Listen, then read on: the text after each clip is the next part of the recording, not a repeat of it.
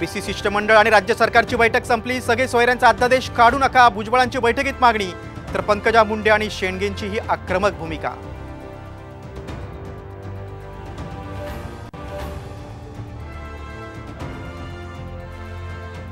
खाडाखोड करून मराठ्यांना कुणबी नोंदी दिल्या, लक्ष्मण हाकेंचा आरोप। तर तुमचा देव जरी आला तरी आमच्या नोंदी रद्द होणार नाहीत, जरांगेंचं प्रत्युत्तर।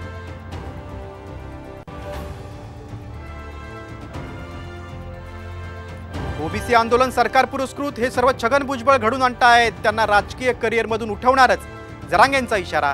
तर भुजबळांवर बोलू नका, लक्ष्मण हाकेंचा पलटवार।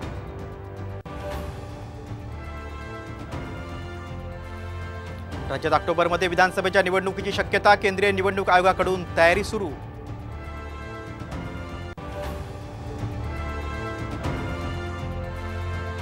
लोकसभेतील पराभवानंतर पंकजा मुंडेंचं राज्यसभेवर पुनर्वसन, महाराष्ट्र भाजपचा केंद्रीय नेतृत्वाकडे प्रस्ताव, सूत्रांची माहिती।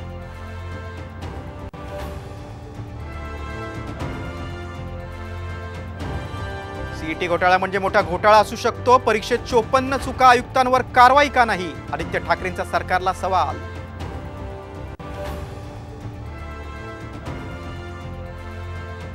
आणि पावसाचा पोलीस भरतीवर परिणाम, पाऊस असलेल्या ठिकाणी भरती पुढे ढकलणार, उपमुख्यमंत्री फडणवीसांची माहिती। तर पावसाळ्यात भरती कशासाठी, पटोलेंचा सवाल।